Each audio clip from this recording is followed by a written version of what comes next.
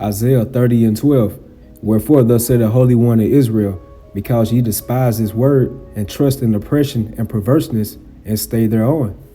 2 Ezra chapter 1, verses 12-18.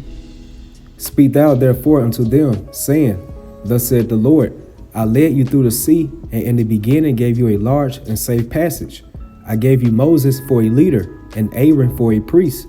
I gave you light in a pillar of fire, and great wonders have I done among you. Yet have you forgotten me, said the Lord.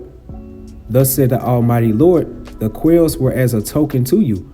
I gave you tents for your safeguard. Nevertheless, ye murmured there, and triumphed not in my name for the destruction of your enemies, but ever to this day do you yet murmur. Where are the benefits that I have done for you? When you were hungry and thirsty in the wilderness, did ye not cry unto me, saying, Why hast thou brought us into this wilderness to kill us? It had been better for us to have served the Egyptians than to die in this wilderness. Kahalayim, Yahweh Ba'Shem Yahushai. Double honors to the apostles and elders of Great Millstone. Salutations to you sincere brothers and sisters. The title of this lesson is The Trust in the Shadow of Egypt, Your Confusion. And with this, hope y'all be edified. Y'all stay strong. Shalom. That is sticker? No, that's his sticker. That's a flag. He has to have that everywhere he goes. Why? Let me put it on you. It's American flag. Shamar, you tell him thank you. Thank you. You better hold on to that for the rest of your life. You know who just gave you that? Hi, Joe Biden. If I had to give Joe Biden some advice, Giving Thanks Day is a holiday where we say thank you to all the hard workers like police, firefighters, principals, teachers, doctors, dentists. Well, that's a great idea. We don't thank people enough. It's really important to be nice to people. You know how you feel when you do something good and someone says thank you. That's the best thing we can do, I think. You have a great idea. I hope you're our president because we need somebody that has a good heart to lead us better than President Trump. They're pulling out all the stops in Georgia, and these are the voters who could swing it. But look at the security they feel they need just to vote. You never know when the attack is going to come. You never know who. There is frantic work to get the black vote out. Yes, for the mask, black voters are tapering off. So we need to really make a final push, a hard push, right? For the first time in decades, Georgia is a battleground state, and the young have energized it. All right, let's go get this work. Let's do it. But their arrival on the campaign trail isn't always welcomed. He just told us to get the F out of his neighborhood. Do you feel intimidated when something like that happens? I don't.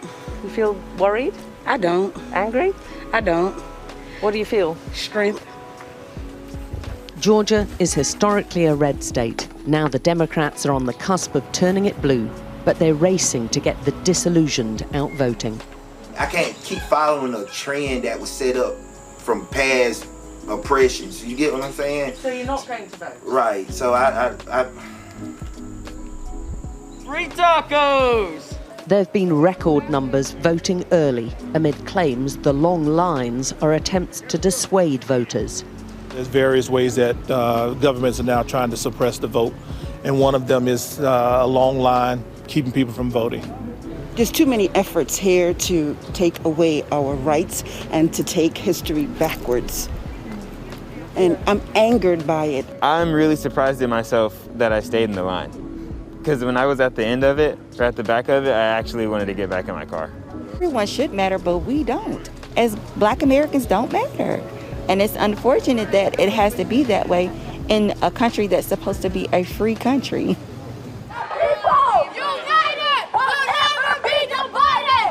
There are about 1 million newly registered voters, and that's why they're pressing everyone to get out and cast their vote, because it could count here in Georgia. I'm so excited, and I'm ready to do it again and again and again and again. I voted! Citizens or celebrities, they realise how crucial the votes here are. This will probably be one of the most important elections ever, if I'm honest. Tell me why? Because it's a lot at stake. It's a lot at stake. We need some changes, and there's just a lot at stake all the way around the board. We got to get out here and let our voices be heard, so that's why we're here. For the first time, Latinos represent the largest minority voting bloc for November election. The Pew Research Center says nationwide, a record 32 million Latinos are eligible to vote. Closer look at the issues that matter to a community often referred to as the sleeping giant. This particular election, our lives depend on it. We are powerful in the nation, and we are powerful in South Carolina. It's a historic year for the Latino vote. For the first time, Latinos surpassed Black voters to become the largest minority voting bloc for the general election. In 2016, there were roughly 88,000 Latino voters in South Carolina.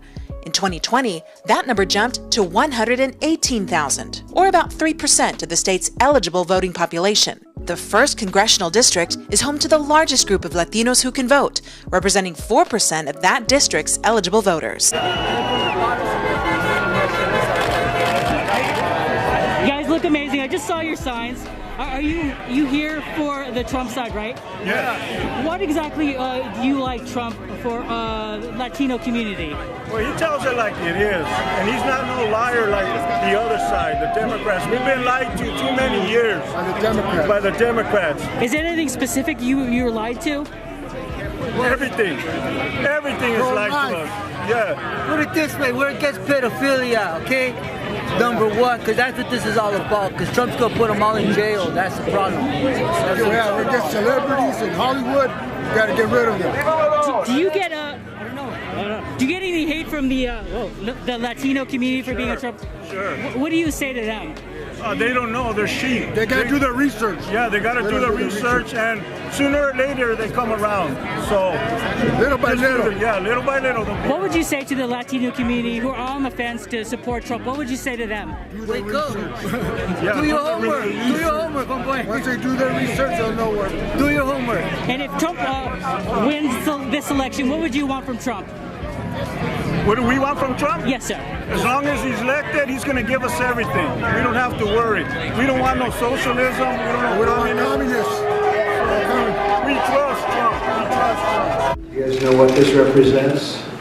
Tell us, sir. Maybe it's the calm before the storm. What's the storm? Could be the calm before the storm.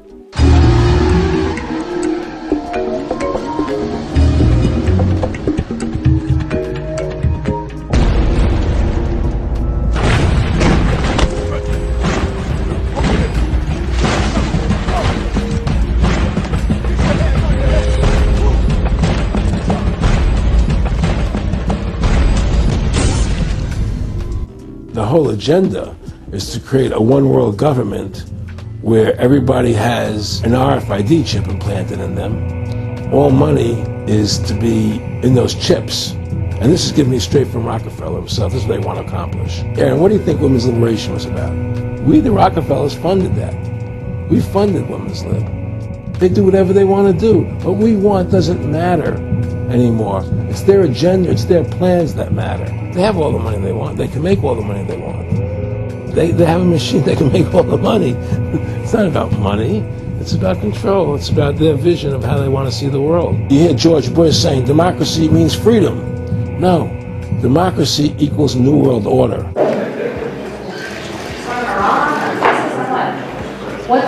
We have the world's great military people in this room, I will tell you that. And we're going to have a great evening. Thank you all for coming. What's storm, Mr. President? You'll find out.